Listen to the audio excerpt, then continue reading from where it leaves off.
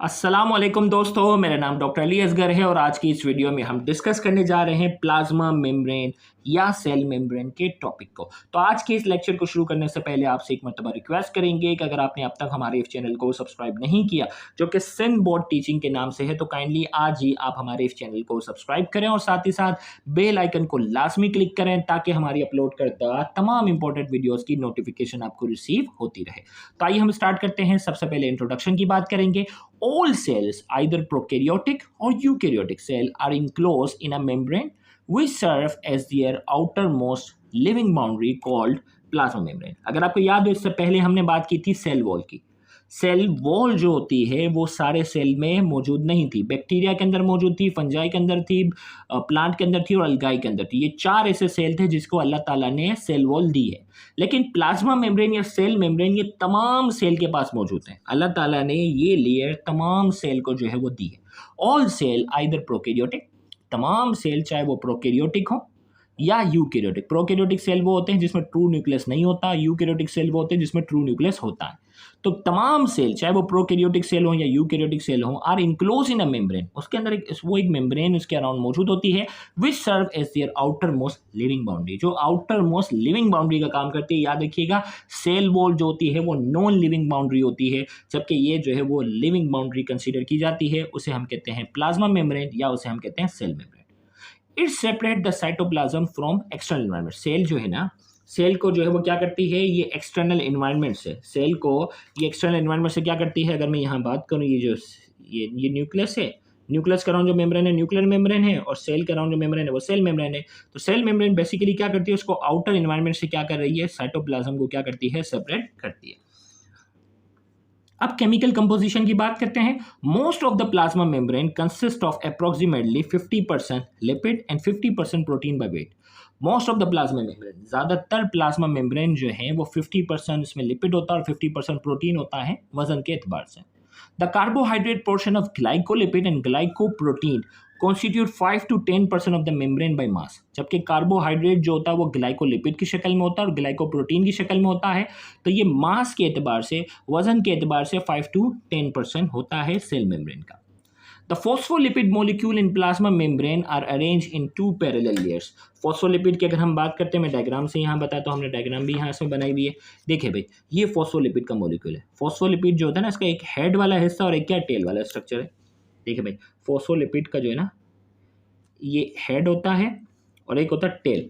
ये हाइड्रो, गौर से सुनिएगा, ये वाला हिस्सा जो है ये बायोलॉजिकल मॉलिक्यूल में वैसा आप पढ़ते हो, ये वाला जो फोस्फोलिपिड है ये हेड है जो कि हाइड्रोफिलिक होता है, और ये टेल है जो कि फैटी एसिड के बने होते हैं, और ये क्या होते हैं, हाइड्रोफोबिक होते हैं। तो ये दर हकीकत क्या होते हैं, दो लेयर की शक्ल में। क्या है ये दो लेयर की शक्ल में, ये हेड है, ये टेल है, ये हेड है, ये टेल है। तो डबल लेयर की शक्ल में ये फोस्फोलिपिड के मॉलिक्यूल मौजूद हैं, और इसके अंदर क्या होते हैं, प्रोटीन जो है वो मौजूद होते हैं। अब एक वो प्रोटीन होता है जो सिर्फ ऊपर जो होता है, साइडों पर मौजूद होता है, उसे पेरिफेरल प्रोटीन कहते हैं। और एक वो प्रोटीन होता है जो इंटीग्रल प्रोटीन कहलाता है, जो पूरा इसके क्या हो जाता है, आर पार हो जाता है। और साथ ही साथ इसके साथ क्या होते हैं, कुछ सेल वॉल जो सेल मेम्ब्रेन होती हैं, जैसे एनिमल की अगर हम बात करते हैं उसमें कोलेस्ट्रॉल होता है, जबकि प्लांट की सेल वॉल के अंदर कोलेस्ट्रॉल मौजूद नहीं होता। ये भी क्या है, लिपिड की एक टाइप है। फिर ग्लाइकोप्रोटीन है, कुछ जो होता है इसमें कार्बोहाइड्रेट और प्रोटीन आपस में जुड़कर ये भी मौजूद होते हैं। इसका काम क्या है, आगे हम वो भी पढ़ने जा रहे हैं। तो यहाँ हम ये बात करने जा रहे हैं, The phospholipid molecule in the plasma membrane are arranged in two parallel layer. दो parallel layer में होते हैं। Their non-polar hydrophobic end faces each other. इनका जो non-polar, जो टेल वाला हिस्सा है वो एक दूसरे को फेस कर रहा है। Their polar hydrophobic, और polar वाला हिस्सा हाइड्रोफिलिक है जो पानी को अट्रैक्ट करता है, are associated with carbohydrate and protein. और इनका जो हाइड्रोफिलिक वाला होता है वो कार्बोहाइड्रेट और प्रोटीन से क्या होता है, एसोसिएट होता है, उसके साथ अटैच होता है। Plasma membrane also contain several types of lipid like cholesterol. इसमें कई किस्म के लिपिड होते हैं, मिसाल के तौर पे कोलेस्ट्रॉल। इन सम एनिमल कोलेस्ट्रॉल में constitute 50% of lipid molecule in plasma membrane. कुछ एनिमल सेल होते हैं जिसमें प्लाज्मा मेम्ब्रेन का जो हिस्सा, प्लाज्मा मेम्ब्रेन में कोलेस्ट्रॉल का हिस्सा 50% होता है। It is absent in cell membrane of most plants. ज़्यादातर पौधे जो होते हैं उनकी सेल मेम्ब्रेन में कोलेस्ट्रॉल मौजूद नहीं होता। ये दोनों एमसीक्यू के पॉइंट ऑफ व्यू से बहुत अहम पॉइंट है। अब प्लाज्मा मेम्ब्रेन के स्ट्रक्चर के हवाले से बात की जाए तो कई मॉडल पेश किए गए हैं, जिसमें एक मॉडल है सैंडविच मॉडल और दूसरा है fluid mosaic model. Sandwich model की अगर हम बात करते हैं, according to this model the cell membrane, इस मॉडल के एतबार से अगर मैं बात करूँ, sandwich model is compose of, sandwich model के मुताबिक is compose of lipid bilayer sandwich between inner and outer layer of protein. अब ये कहना चाह रहा है कि लिपिड बाइलेयर जो होती है वो सैंडविच होती है between inner and outer layer of protein. इसमें जो है वो क्या होती है, एक प्रोटीन की इनर लेयर होती है, एक प्रोटीन की बाहर लेयर होती है, और इन दोनों के बीच में क्या होता है, लिपिड मौजूद होता है। सैंडविच पता है ना। अब ये कह रहा है कि भाई एक जो है वो प्रोटीन बाहर की तरफ है, एक प्रोटीन की लेयर अंदर की तरफ है, और बीच में जो है वो लिपिड वाला हिस्सा जो है वो सैंडविच बना हुआ है इस मॉडल के according. This basic structure is called unit membrane. इस बेसिक स्ट्रक्चर को यूनिट मेम्ब्रेन का नाम देते हैं। Is present in all cell organelles, ये कह रहा है तमाम सेलुलर ऑर्गेनेल्स के अंदर मौजूद है इस मॉडल के मुताबिक। लेकिन नोट करके द मॉडर्न टेक्नोलॉजी जब से आ गई है, इलेक्ट्रॉन माइक्रोस्कोप और ये चीज़ आ गई, has reveal that lipid bilayer is not sandwich between two protein layer. Lipid bilayer जो है ये दर हकीकत जो है वो सैंडविच की शक्ल में नहीं होती, दो प्रोटीन की लेयर के बीच में लिपिड जो है वो सैंडविच की शक्ल में नहीं है, लिहाजा ये मॉडल जो है वो रिजेक्ट हो गया। फिर 1972 के अंदर दो साइंटिस्ट सिंगर और निकोलसन दो साइंटिस्ट हैं, उन्होंने एक मॉडल पेश किया है, उसका नाम है फ्लूइड मोज़ेक मॉडल, जो कि ज़्यादा एक्सेप्टेड है। In 1972, Singer and Nicholson proposed a working model of plasma membrane known as fluid mosaic model. इसे fluid mosaic model कहते हैं। In fluid mosaic model of the lipid bilayer is written as a core membrane. Fluid mosaic model के मुताबिक lipid की जो bilayer है, double layer होती है, और ये मेम्ब्रेन का कोर है, मेन हिस्सा यही बना रही है। These lipid molecules are present in a fluid state, able to rotate, translate and vibrate this molecule, moving laterally within the layer of membrane protein with in the layer of membrane. अब ये कह रहा है कि ये lipid के molecule है ना, वो किस स्टेट में है, लिपिड फ्लूइड की शक्ल में, लिक्विड की स्टेट में, वो रोटेट भी कर सकते हैं, ट्रांसलेट भी कर सकते हैं, जगह से दूसरी जगह भी सकते हैं, वाइब्रेट भी कर सकते हैं, और ये मॉलिक्यूल को लेटरली क्या कर सकते हैं, मूव करने की सलाहियत रखते हैं। अब देखो यहाँ ये जो डायग्राम बनी हुई है ना स्ट्रक्चर, इसमें कह रहा है ये जो लिपिड वाला हिस्सा पूरा है ना, ये क्या है, ये पानी की तरह है, लिक्विड की तरह है, और ये जो प्रोटीन वाले हिस्से हैं ये आइसबर्ग की तरह है। जैसे नहीं होता एंटार्क्टिका में जब समंदर आइसबर्ग पिघल रहा होता है, बर्फ का जो पहाड़ पिघल रहा होता है, तो उसमें क्या होता है, समंदर में बर्फ क्या हो रही होती है, तैर रही होती है। तो सेम इसी तरीके से फ्लूइड मोज़ेक मॉडल इसी को नाम दिया। तो यहाँ ये है कि ये लिक्विड की स्टेट में है, और ये जो है वो प्रोटीन इसमें क्या कर रहे होते हैं, आइसबर्ग की तरह तैर रहे होते हैं। तो यहाँ इसमें कहा कि ये लिपिड वाले जो मॉलिक्यूल हैं, लिपिड के जो मॉलिक्यूल हैं वो फ्लूइड स्टेट में रोटेट कर सकते हैं, एक जगह से दूसरी जगह जा सकते हैं, वाइब्रेट कर सकते हैं और मूव कर सकते हैं लेयर्स में।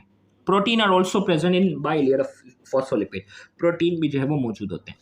नोट करके हमने कहा the structure and arrangement of membrane protein in the fluid mosaic model are like iceberg in the sea. Protein जो है वो इस तरह मौजूद है जैसे आइसबर्ग जो है वो समंदर में तैर रहे होते हैं।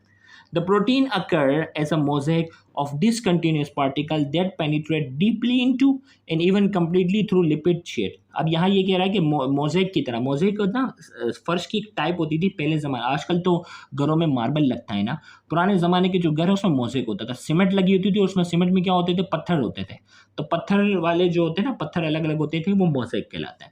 तो हमने कहा the protein occur as a mosaic, protein mosaic की तरह डिसकंटिन्यूस पार्टिकल, जैसे मोज़ेक होता है ना सीमेंट के अंदर पत्थर के छोटे छोटे पार्टिकल्स होते हैं, वैसे ही प्रोटीन इसमें मौजूद होते हैं जो पेनिट्रेट डीपली अंदर, इवन कंप्लीटली बिल्कुल इसके आर पार भी हो जाते हैं।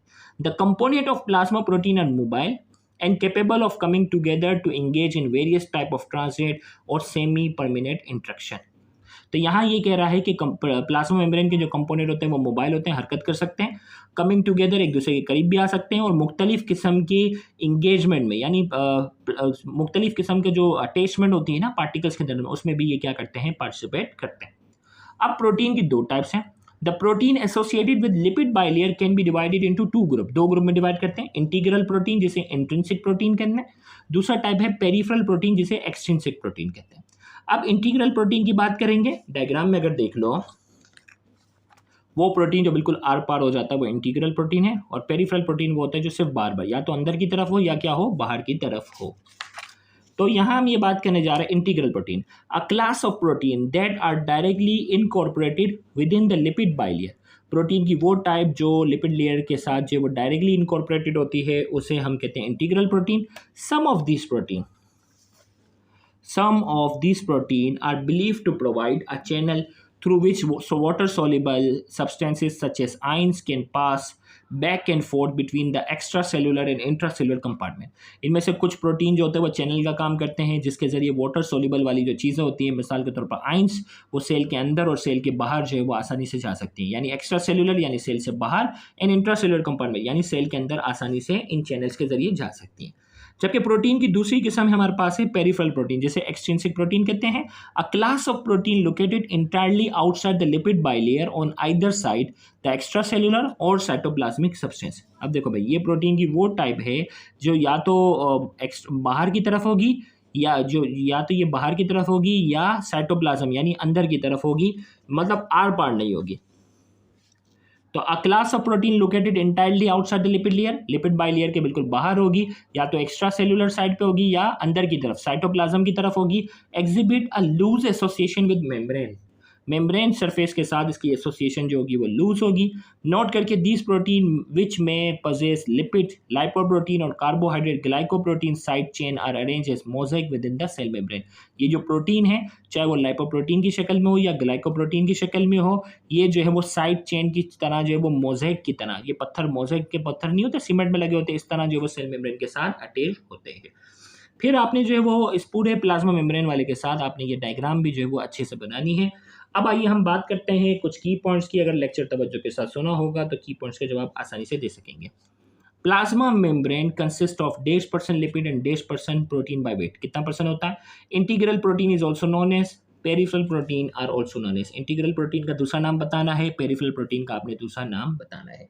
तो यहाँ जाकर हमारा आज का ये लेक्चर जो है वो मुकम्मल होता है। उम्मीद करते हैं आज का ये लेक्चर आपके लिए काफ़ी इन्फॉर्मेटिव होगा। Thank you very much. अल्लाह हाफ़िज़।